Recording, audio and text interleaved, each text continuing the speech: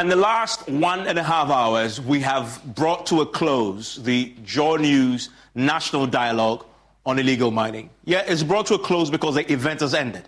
But the advocacy for action hasn't ended. In fact, it is just beginning. And it begins here on PM Express. We're calling it again Galamsey War Reloaded. If you thought that the Galamsey War had ended, we just started this whole new phase of the fight. We're going to unpack the key thing, the JoyNews call to action, which is exactly what we're going to be looking at tonight, the JoyNews call to action. Because we, tonight, brought together the stakeholders, and they all came together proposing solutions. What we're looking for was to explore for radical solutions to a national crisis. And I'm delighted to say that we've got a fair bit of some great proposals that we put together in our communique, in the resolutions, which we'll be putting up on our many handles, but also handing over to the duty bearers, of course, because that is how you get solutions. That is how that's the media's role, basically.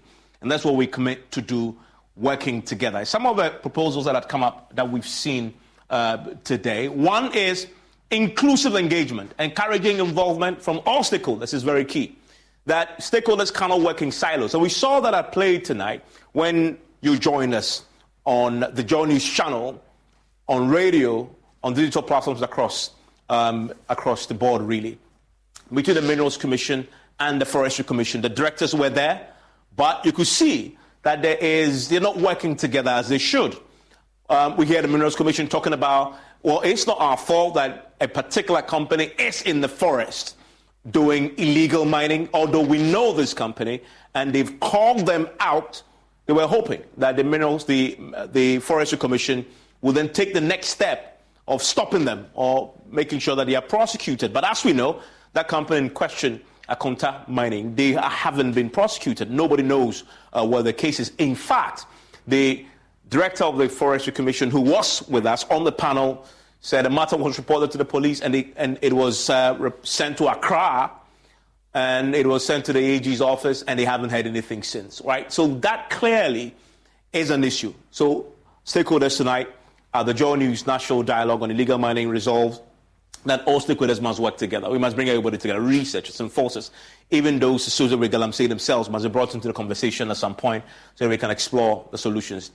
And collaboration between the agencies, right? Advocating effective collaboration among key agencies is a key part of the solutions that we saw today. Another key one that came up today, media accountability, encouraging media houses to expose and hold accountable politicians who, of course, are involved in this. There was a call for us to name and shame them. We need the evidence to do this, and that's why we spend weeks in the forest, on the back of which we've had this conversation. And we've mentioned already companies, and we know some of them, the principals of that company have political leanings. We know them. We've been calling them, naming them and shaming them. We need to move beyond this to some action.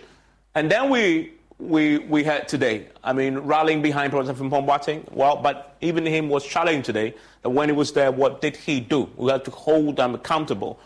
Those currently there and those who were there before in terms of the responsibility to end this. Non-partisan approach is something that was called today.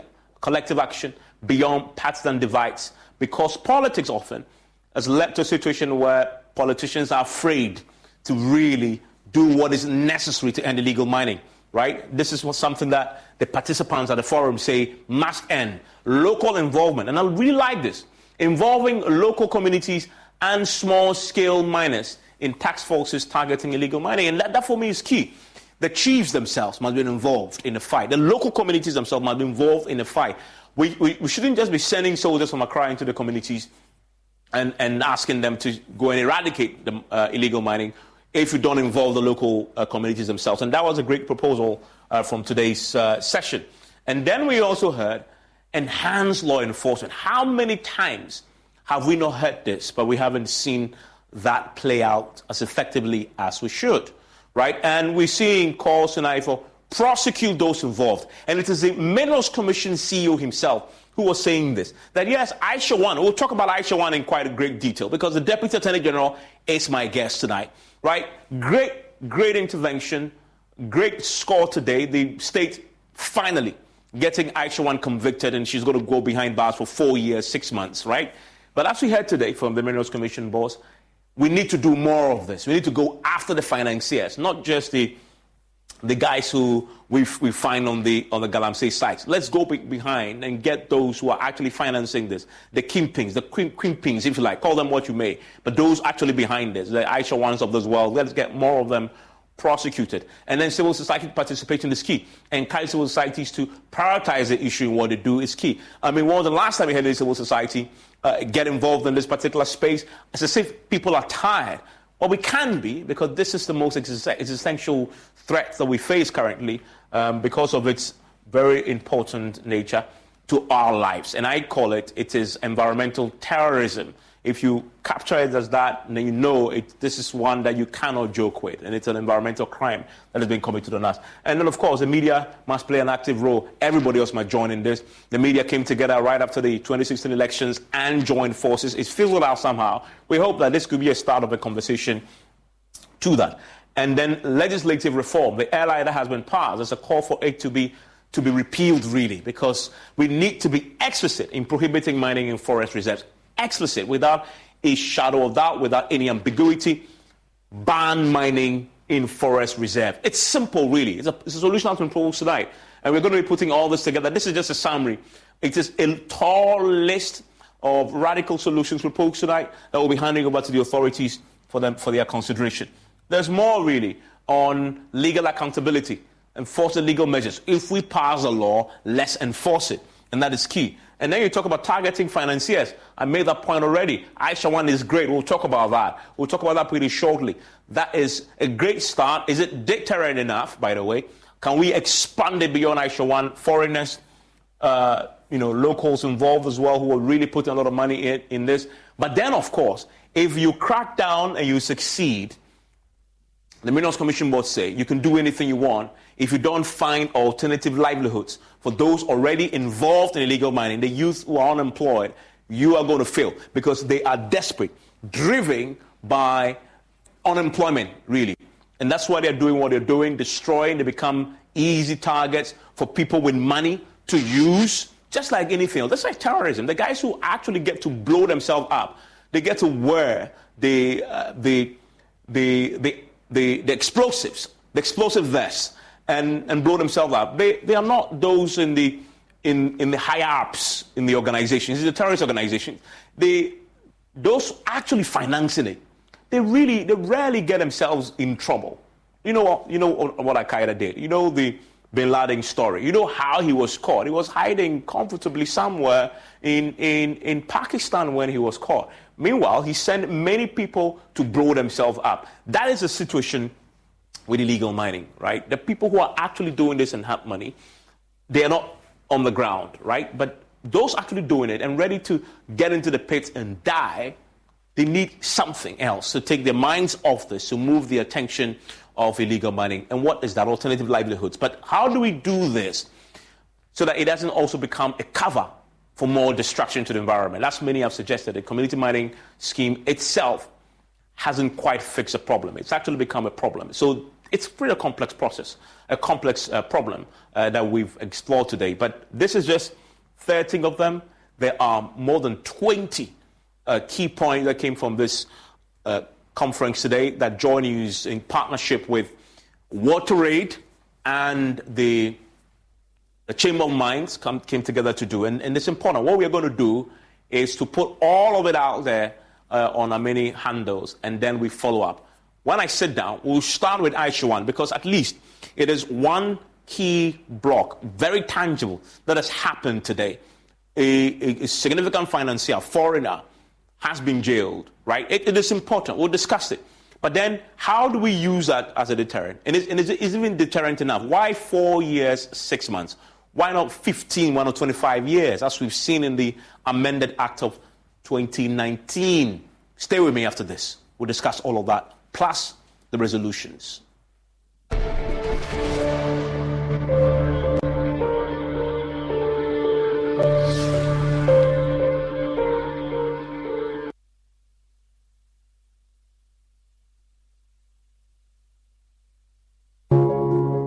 Every day, people have money emergencies.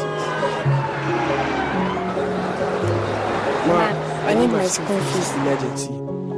Mommy, chop money. Emergency. Emergency. Catch it. I'm your rent. Emergency. Now, there's a new emergency number in town.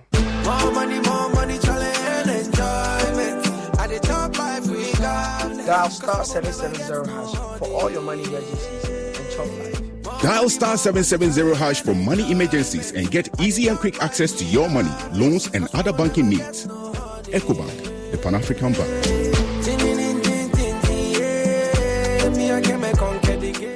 Can he tee up someone in red? And it goes to one! That's who going for. I got 5 Champions League. You want to know? I be the real goat. I'm the real goat. The left magician. Who is the goat? Ghana Jollof or Nigerian Jollof? Ghana Jollof has no co-equal. The smell alone. Oh my God. That shit. You two they lie, eh? Now the same stew when they use cook the rice and then they go put them for top. Hey! You are lying. Ghana Jollof.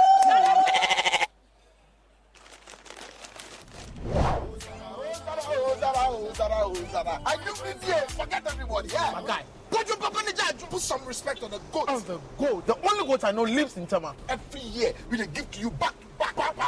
We are talking about PET. I want some Yadiaji face. Except be the goat, huh? My guy, he be the goat. Though our choice of goats may differ in football, music, and jollof, Alomo Bitters always brings us together. Alomo, experience greatness in every moment. Drink responsibly. Not for sale to persons under 18, nor recommended to pregnant women. This advert is FDA approved. Daddy, this tank is big. Yes, that's true. It can store a lot of water. That's so true. Wow, it has a working tortoise on it. That's so true. I can see SINTEX. Syntax. That is so true, my daughter. When it falls down, it will spoil. That's not true. But why? Hey! Syntex was the first to introduce double-layer tanks in Ghana. Syntex again was the first to introduce white inner layers in Ghana. Syntex gives you the biggest warranty, 7 years. No matter your water needs, Syntex is the answer. Syntex tank. Are you strong? Are you tough? Kumasi or Cyclone, stand up. Rattray Park brings to you another unforgettable night of music and celebration. This is the biggest concert on the music calendar. This year is the Night with the Stars 2023 featuring the maestro JoyNews, Kofi Kinata, all on one stage, a dozen stars. Also performing is the ladies band King Promise and Kitty, the girls them sugar. Girls wanna have fun. It's one big stage featuring these stars: Kojowenki, Kofi Kinata, Aquabwa, King Promise, and Kitty. It's all happening on Christmas Day, 25th December 2023 at the Rattray Park. Rate 200 cities regular and 300 cities VIP. I Love FM, Inshura FM, Gotham Station, Ahuju Roundabout, Rattray Park, Poku Trading, and all ABSA Bank branches. For table reservation, just call 020-601-8820. Night with the Stars 2023. You have no reason to excuse yourself. This event is brought to you by Rattray Park, Media Project Love, and Inshura FM, is powered by Logi Entertainment. Night with the Stars 2023. The Night with the Stars is sponsored by Django Energy Drink. No fear. Kwesi pa. Nansabe na unu mi. Whiskey. Wash. All of a sudden, my voice I hear different. And when you saw a call. Barman, bring me the honey whiskey. You know the one? Black Rock Whiskey. Honey whiskey. Shale, honey near their frau. Black Rock Whiskey is strong. Now so taste me is smooth and it goes down easy. Excuse me. Barman, bring my friend one Black Rock Whiskey. Black Rock Whiskey, blended with natural honey flavor. Hey, what's up? Barman. Hey, what the hell for Sikanton Sata? Oh, Black Rock Whiskey can be a feeling smoothness, no. Drink responsibly. Not for sale to persons under 18 years of age and not recommended for pregnant women. This advertisement has been vetted and approved by the FDA. Your day is never dull when you tune into Joy Prime. Wake up to Prime Morning on weekdays as Roselyn, KMJ, and Asiedua kickstart your day with breakfast of issues. The entire explains Sarkodie came promise at the Grammy absence. Stay informed with our news updates, sports coverage, all interlaced with captivating novella series. Sandwiching the thrilling telenovelas is our comprehensive news at 7. Unwind with Sports Zone, Mondays at 9 p.m. BMPS Show, Friday at 9 p.m. and groove to the turn-up general selections at 10 p.m. on weekdays. The weekend is packed with loads of excitement from kids programs to captivating talk shows. Stay tuned for action-packed movies from Monday to Sunday and many other exciting shows only on Joy Prime. Joy Prime, your ultimate experience.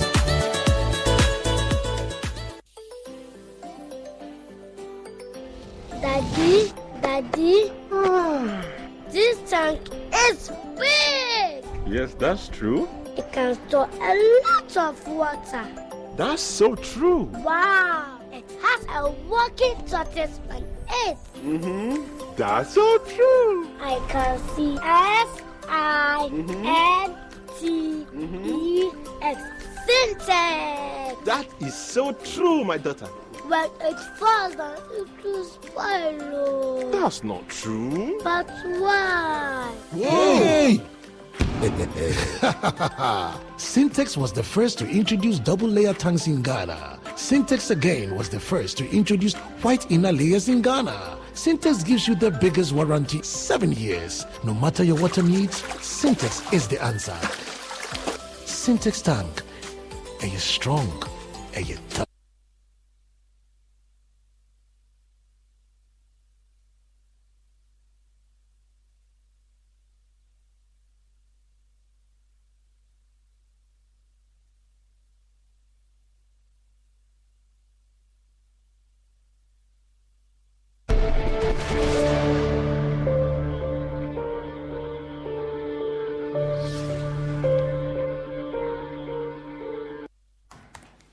And thanks for staying with us. PM Express is always brought to you by Syntex Tanks. It is strong, it is tough. Hello, mobilities, experience greatness in every moment. Ghana AIDS Commission.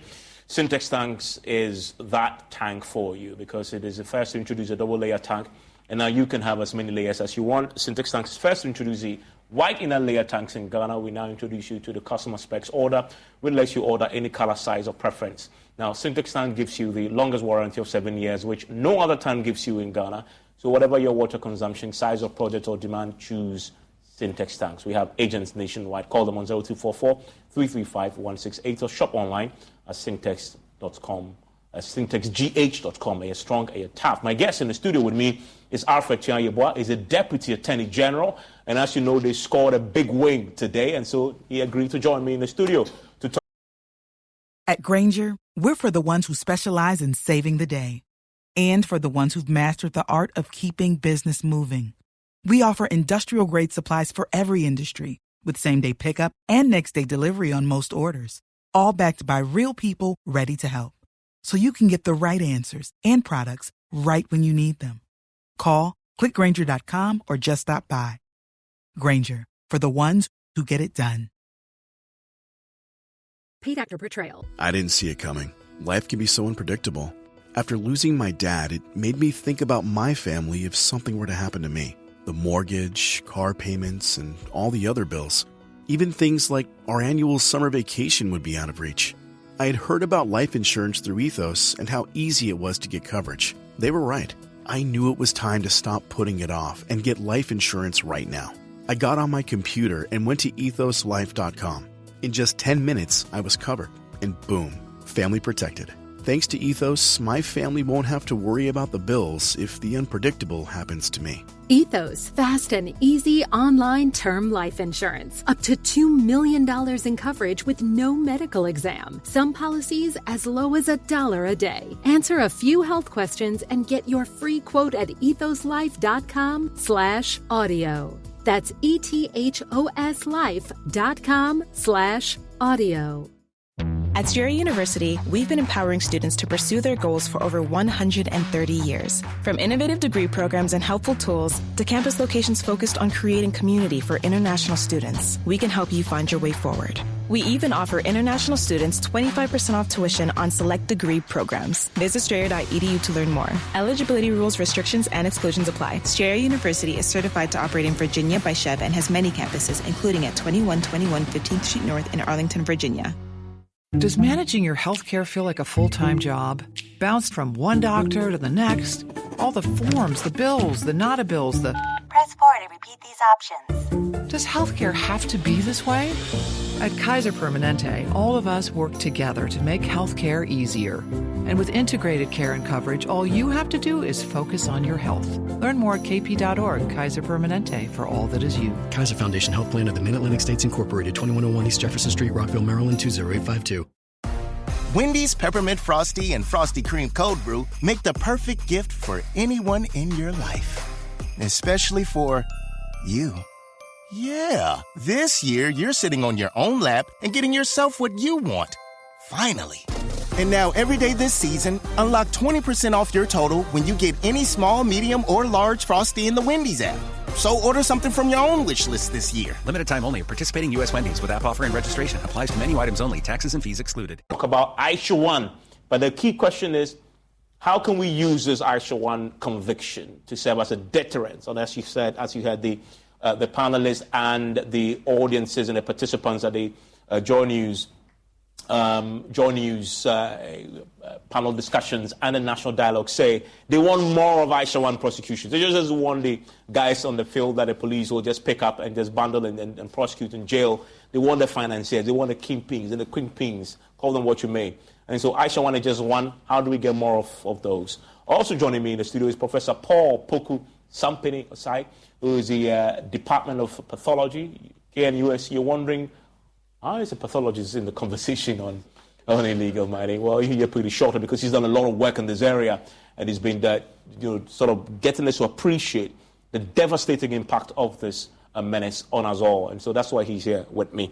Martin Kpebu will join me. He is a campaigner. He himself has sent a petition on the illegal mining to the police and had been following up. And Martin joins me right now. Hello, Martin. Thank you very much for joining me here on PM Express. And then Erasa Saridonko, you know him, is the man who did that fantastic documentary, which was a basis for our conversation today. I really want to start with the Deputy Attorney General. This obviously was a big win. Aisha 1 has hunted you, the whole country, for a long, long time. Her presence predates you, right? And she eluded you once. She came back in. You nailed her now. I'm just curious. Is she already languishing somewhere in a jail, somewhere in Accra, or in somewhere? Do you know for sure where? Thank you very much. Yes, Aisha 1 should be in jail by now. Okay. But I'm not sure whether she's at Sawam or in Accra. Okay. But for the last 12 months, she's been in custody. But during the period of the trial, she was not granted bail. From September last year up to today, she was on remand.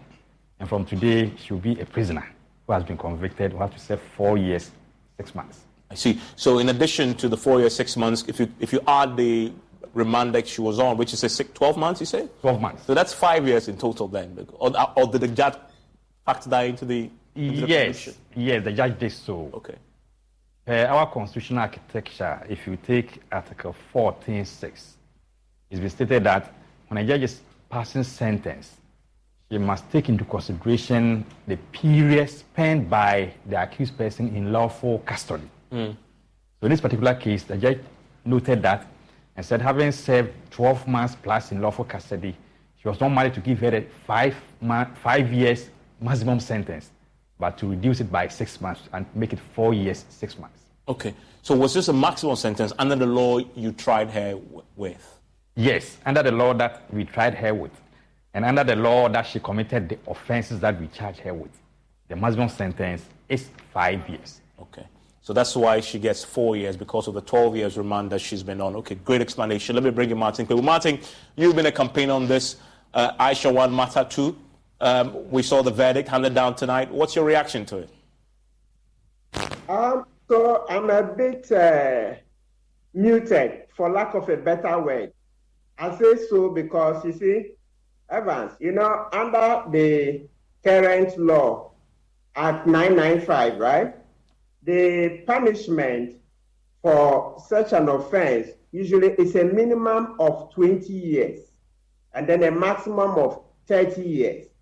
Yet, because they're using the old law, Aisha 1 is getting off with about 5 years, which looks very much like a slap on the wrist. So my emotions are like, okay, I want to see the judgment. Is it possible that we should rather be using the new sentence instead of the old one? Because some of the jurisprudence shows that a person doesn't have a vested right, an accused doesn't have a vested right in sentencing. That is to say, procedural law. So the procedural law can change at any time. And so when it changes, and the sentence of a crime is usually considered as part of the procedural law. So I'm looking to see that jurisprudence. When we see the judgment, can we make an argument that it should rather be the new sentence and not the old one?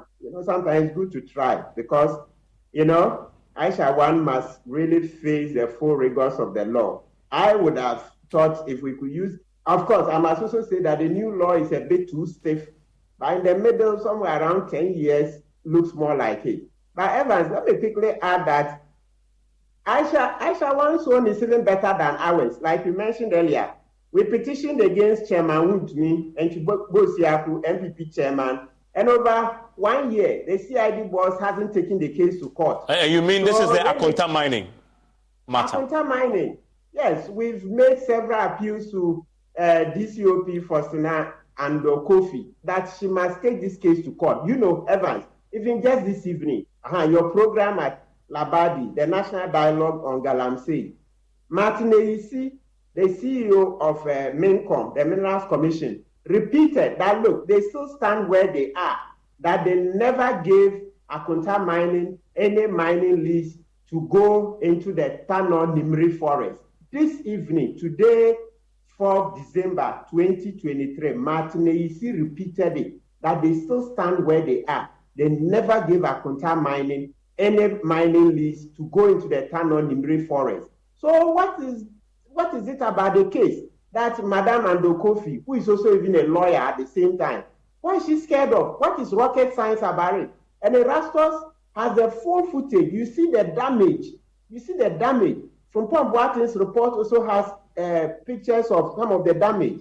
So, Madam Ando Kofi, you really must send this case to court. Okay. Chairman Woodme is also a citizen. He should not have indeed, I will look into that for you because also not only the Minerals Commission CEO making that point, the director, the Forestry Commission director, also says the case was sent from where they first, of course, Enchi to Accra, and then the AG's office, and this is the director of the Minerals Commission, the Forestry Commission. The AG's office took it up, and they were waiting for an advice, and that has not come. But I'll come to that. On the first point you make, though, about the punishment, the sentence for Aisha 1 not possibly being punitive enough, and why we didn't see the judge or the court apply the latest amendment, the 2019 amendment to her. I want to put that to the Deputy Attorney General too. But before that, I wanted to quickly listen to two clips from our dialogue tonight, which also touched on the same matter. First is Professor Frimpong Boateng, former Environment Minister, and then Ken Ashigbe, who of course leads the Media Coalition Against Illegal Mining. I believe that the law was changed, and the minimum sentence was supposed to be 15 years. So that's what I know. Thank you. So it should have been 15 years instead of what we had? Minimum. Okay. One of the points that have to be made is about this lady judge that's handling this case. Right from the onset, considering Aisha 1 as a flight risk, the positions she took, and the fact that she was very nationalistic in the doing of her job, you just have to position her against the judge. I think it was one quest in Takwa, who prosecuted, on whose court they prosecuted some 4 Chinese people, and he in sentencing these foreigners, sentence them to the minimum sentence for Ghanaians. You know, just a fine of 2,400 Ghana cedis. And seeing that finally we have got some conviction. My only pain is that apparently when we rearrested Aisha Wang, we still were prosecuting her under the old law. And my question I ask is that when she was rearrested, coming back again, was there, I think that was one of the charges. And then does she not get involved in any mining activity for which then the charges should have been under the current punishment regime? So yes, it's great that we've seen some prosecution of somebody who is not just one of those people we find in the forest reserves, and we've been able to get to the point where we're getting to. And I agree with Nana when he talks about getting to the basis and finding out why this thing is happening. But and again, when Doc talks about the fact that we're going to go into an election next year, and if you look at what has happened, the sinusoidal dances we've been doing, and we are confronted with such grave challenges as a country, but I don't think we are passionate enough. And the Forestry Commission, unfortunately, I don't believe you're doing enough, you know, to really be able to resolve the issues. Not too as well. I think all of us, and even all of us as citizens, but those who are actually being put in power, you know, to be able to deal. Mr. Chairman, but thankfully is here. And how do you respond to all that? Why not 15 years? Why 4 years, 6 months? It's very simple. Now, in our criminal jurisprudence, the time that you commit an offense is the very time that you use when you are being punished. So if you commit an offense in 2015, and the punishment then was punishment Y, and you are tried in 2020, where that law has even been repealed, per our laws, when it comes to punishment, you cannot be punished under the new law, but rather the existing law at the time that the person committed the offense. In this particular case, Ashawan committed the offenses between February 2015 and May 2017. And 995 came into force in 2019. So obviously, 995 is out. Now, if you look at our Constitution, Martin Pebo, I think you may have to look at that. Article 19.6, if I may be permitted to read here. So no penalty shall be imposed for a criminal offense that is severer in degree or description than the maximum penalty that could have been imposed for that offense at the time when the offense was committed. Which act is it? Article 19.6 in the Constitution. Of our Constitution. So it's so clear. In our Constitution, if you are being punished, we look at the law at the time that you committed that particular offense. That's why it's not alone. If you look at our Interpretation Act, which is Act 792, Section 35 2E, it's also the effect that when any act is repealed or substituted, when it comes to punishment, you cannot punish more than what you had in the existing law. However, if the new law has reduced the punishment, you should punish the person under the new law. That is our law. I don't know whether you're getting me. When the new law has reduced the sentence, as a judge, when you convict the person by punishing him, you use the new law because it's lower. Even the crime was committed under the old law. Under the old law. But if the old law is the punishment there is higher than the new law, in that case, you use the new law. But if the old law is lower than the new law, then you must use the old law. So it's so clear. Article 19.6, then Section 35 2E of our Interpretation Act.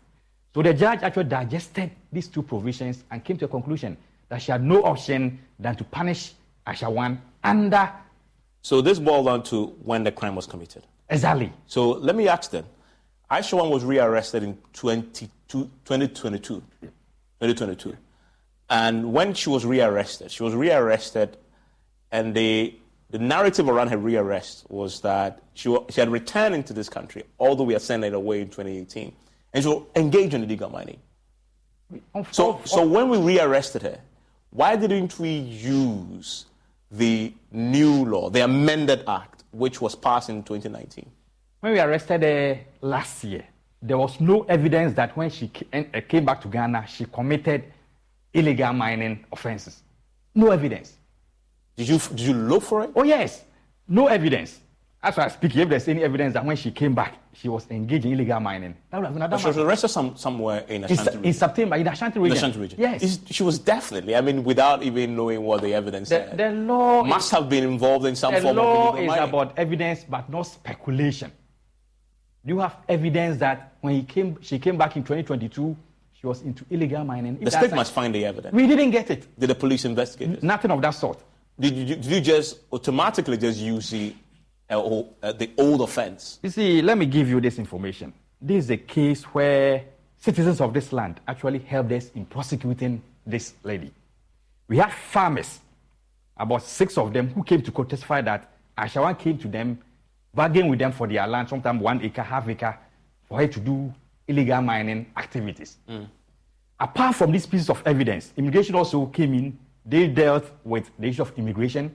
And in fact, this particular matter, immigration did so well because they arrested her in 2018. And thereafter, she was sent to court and then she was deported. Then she came back. But when she came back, not a scintilla of evidence exists that she engaged in illegal mining. But prior to 2022, when she was deported, there was enough evidence. And that's why we decided that we must prosecute her based on the evidence available. You don't go to court without evidence only for you to be defeated in court.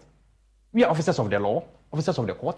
We prosecute based on evidence. Ashawan's case was prosecuted based on the evidence that we had between 2015 and 2017. Nothing more, nothing less. Martin? Hello, Martin. Yes, hello, Evans. I can hear you, yes. Yes, Deputy AG is convincing, but like I said earlier, I want to look at how we would not be able to use the new law because of, Senior, you know the issue of procedural law, when the punishment, you don't have a vested right in punishment because punishment is seen as part of the procedural law. I remember some parts of the law of interpretation. That's why I'm saying that let's get the judgment. Maybe we should be ready to test it a bit and see. Nothing is ever clear in law. Okay. So is something you want to say to that? Yes, I wanted to read the Interpretation Act so that at least Martin also and the other viewers also follow when it comes to the discussion on why she was punished under the old law. Section 35 2E of the Interpretation Act. Yes, I'm reading. It says, where an enactment repeals or revokes an enactment in this subsection, and in subsection 3, referred to as the old enactment, and substitutes by way of amendment, revision, or consolidation with any other enactment, then E. Where a penalty, a forfeiture, or a punishment is reduced or mitigated by a provision of the enactment so substituted, the penalty, forfeiture, or punishment, if imposed or awarded after the repeal or revocation, shall be reduced or mitigated